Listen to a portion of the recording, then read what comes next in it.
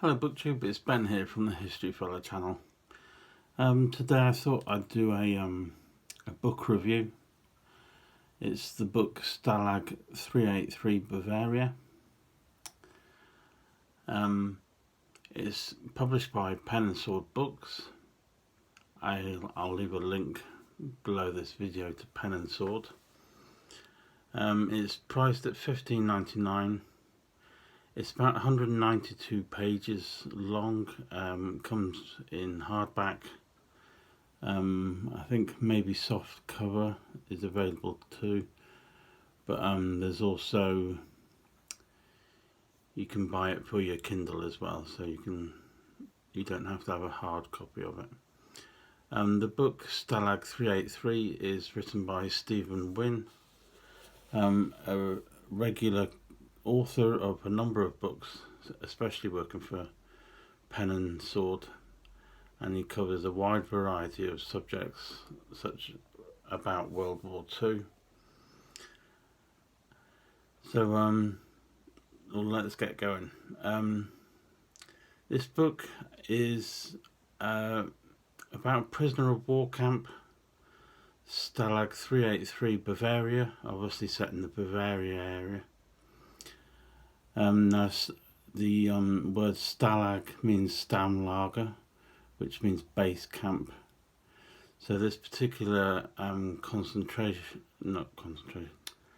prisoner of war camp was specifically for those who were in the army but of non-commissioned rank, which means that they weren't officers or anything like that, and they weren't deemed as specialist or specialised people who escape.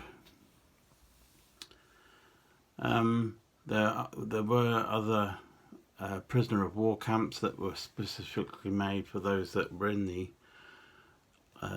Air Force or the Navy, or those that did specifically try and escape all the time.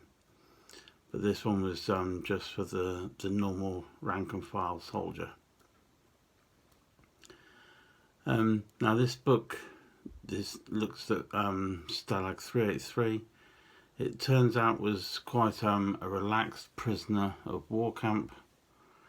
I think mainly because the German officers and the commandant who was in charge were quite relaxed fellows, so there was quite a relaxed attitude about things.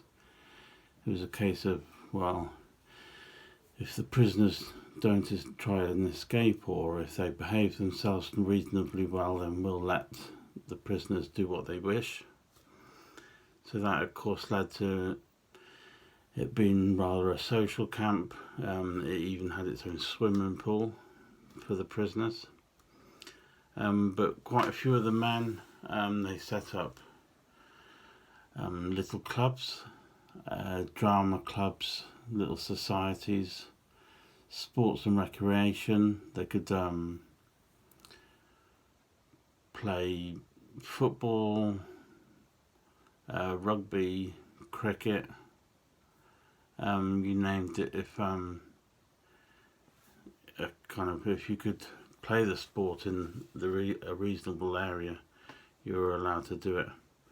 But it was also primarily used for musicians and or making musicals and putting on performances like stage plays, drama nights, compilation nights where everyone could get up in turn and do a performance for the crowd, and that would go down well.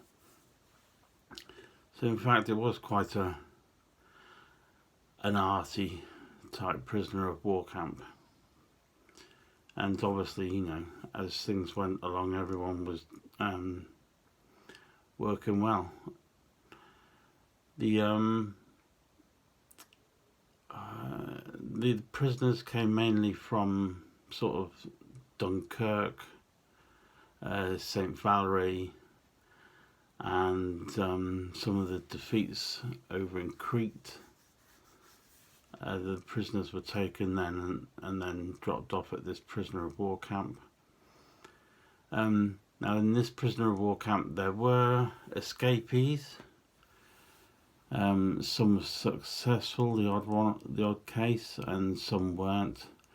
And you'll often find that if you were recaptured after escaping, the Germans or the local police would take you back to the prisoner of war camp, and you were kind of given punitive punishments and that, but kind of told not to do it again.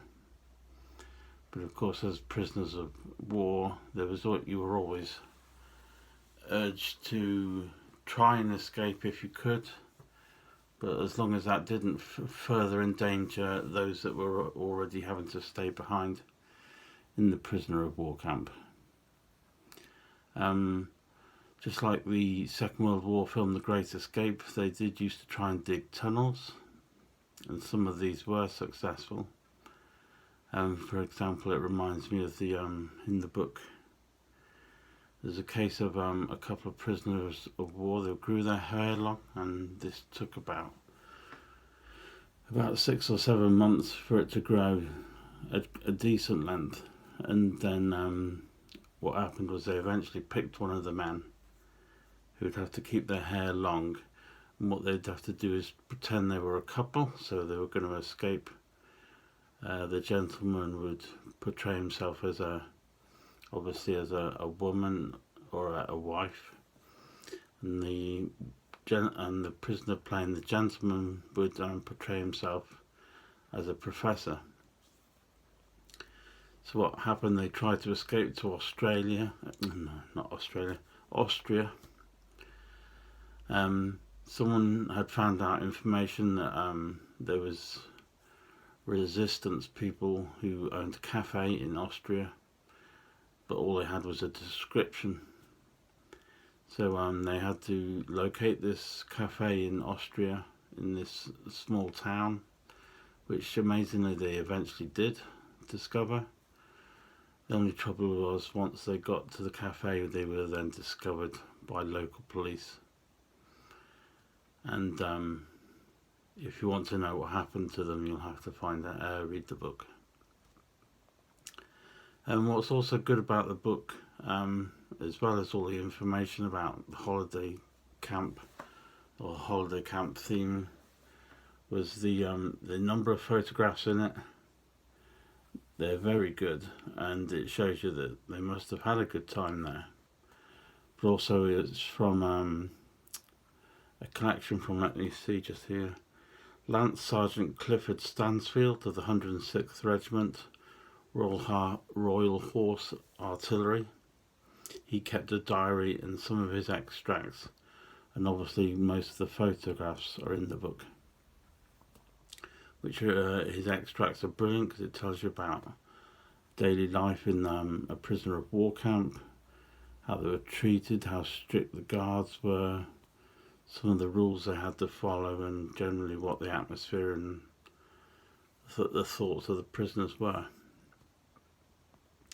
But overall, it's a fascinating book. I really like prisoner of war camp type books. I find them very interesting. And overall it's a really good read, and certainly if you want to start specialising in certain parts of World War II, I would fully recommend reading up on prisoner of war camps. So in this particular book, I'm going to give it a 5 stars out of 5 stars. It was a really good read. It only took a couple of nights for me to read because it was so good, and I really enjoyed reading it. So there we have it. That's Stalag 383 Bavaria, priced at £15.99. It's 192 pages, written by Stephen Wynne, and it's published by Pen and Sword Books. I shall put a link below this video to the book, so please feel free to search out a copy and have a really good read. And I hope you enjoyed this book review. If you enjoyed the video, please give it a thumbs up.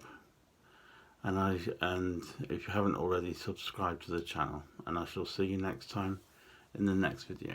Thank you.